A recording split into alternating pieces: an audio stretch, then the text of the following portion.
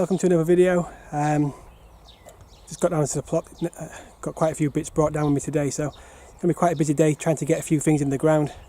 The greenhouse at home is just literally bustling, so I know there's some bad weather which is still forecast for this week, but I've got a spare of everything I'm about to put in, so I think it's worth the risk, and I've got a bit of cover so I can cover the onions and the shallots and the broad beans as well. So plan today to get some potatoes in, get the onions in, get some shallots in, and get the broad beans in. So quite a bit to get on with. So let's go take a look.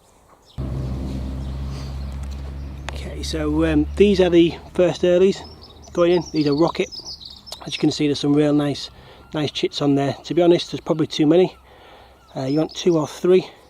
So this one here, it's a case of just taking that off. And obviously you've got the seed potato, which just wants resting.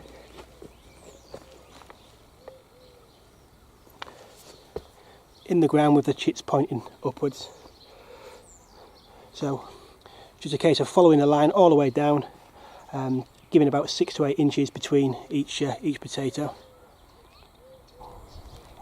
Okay, so as you can see, nice and spaced out all the way to the end of the trench. 2 chits, 3 maximum, all pointing upwards.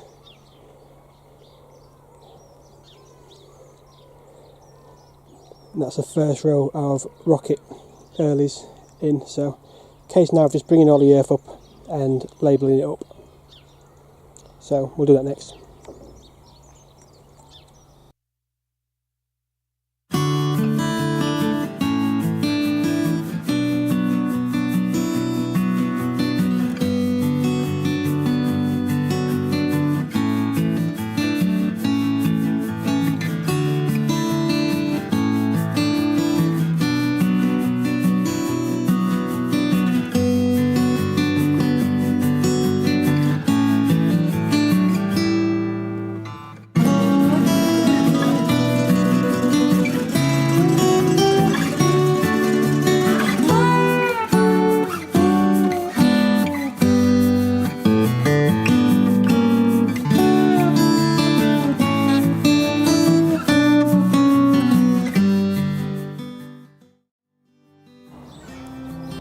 Right, okay, so there we are, the first row of first earlies in. Obviously what we'll do down the line is earth those up as they start to show the head. So plan now, remove this row of celeriac which didn't do as well as I'd hoped, and then get another row in there. So broad beans next, onions, and then we'll look at putting in another row of potatoes. So the broad beans are quite simple, quite straightforward. It's literally just a case of putting in a small hole,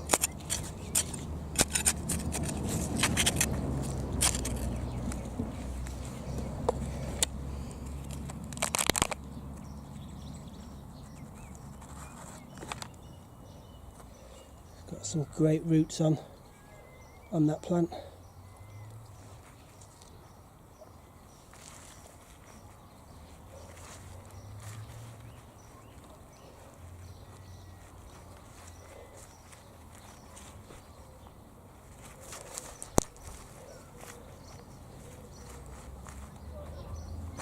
And then just firming in around the base.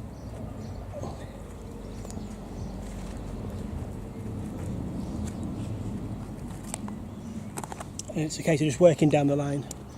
Again, I like to leave probably 10 inches between each plant.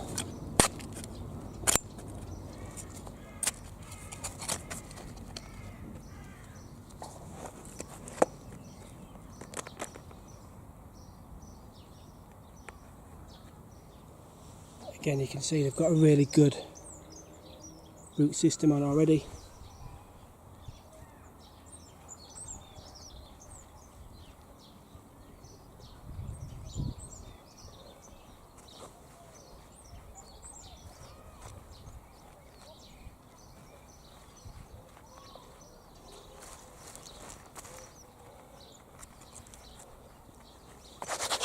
It really is that easy. So I'll just finish the rest of the row off, and we'll have a look once it's all done.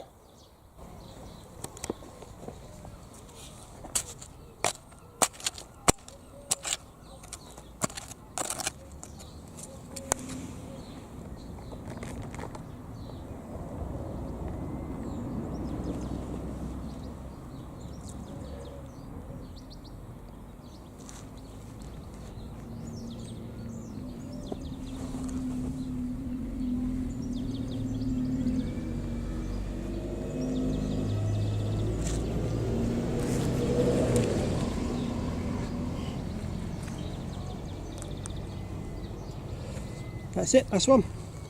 So that's the Aquarials Claudia, which was planted on the 27th of January. Okay, so I've also managed to get in my row of shallots. So the onions have been taken out. They're going to just get put on the burn pile. Obviously it just didn't work. And what I've started to do now is put in my multi-sown onions, and obviously what I'll try and do now is just show you how I'm going about getting this done. Obviously I've got the cell with 4 onions in, and it's literally just a case of dipping a hole into the ground and just dropping the onions in. So I'll show you the stages as I do this. So I'm just using a dibber just to create a small hole.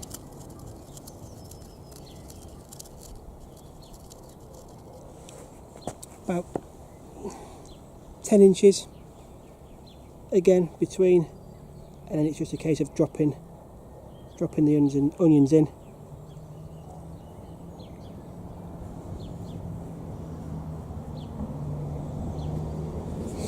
Simple as that. So I'm going to finish the row now and get these in.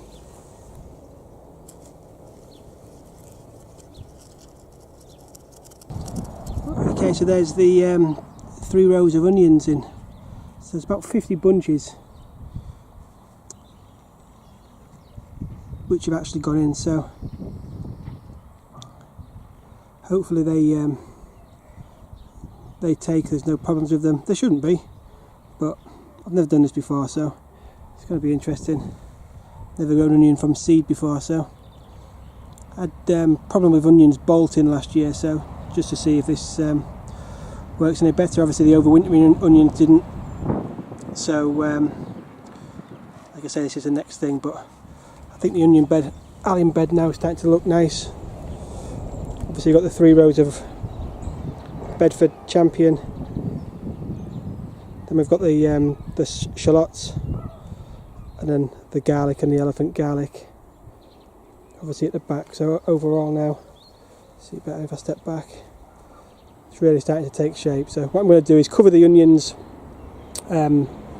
with the green covering, the little cloches, just to keep the wind off, and just in case it does chuck it down tonight, they'll be protected a little bit. So I'm going to get some water on them and then probably call it a day, to be honest. So yeah, 3 rows of onions in, row of shallots, broad beans, which is just over there, they'll get covered as well, and the row of first earlies, which are rocket, and I've just put some more potato fertiliser on top.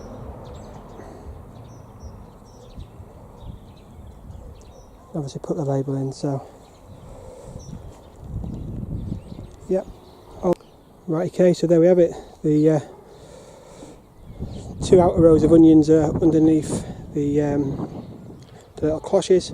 There's a couple at the end which obviously aren't protected, and what my thinking is the ones in the middle will be protected from the worst of the wind. So hopefully that'll keep them okay if we get any rain overnight. Broad beans, again, they're tucked away, so they should be okay. I've had one more little job. I haven't done the potatoes like I said I was going to, but I'll get on with those tomorrow. I think I'll do a separate video.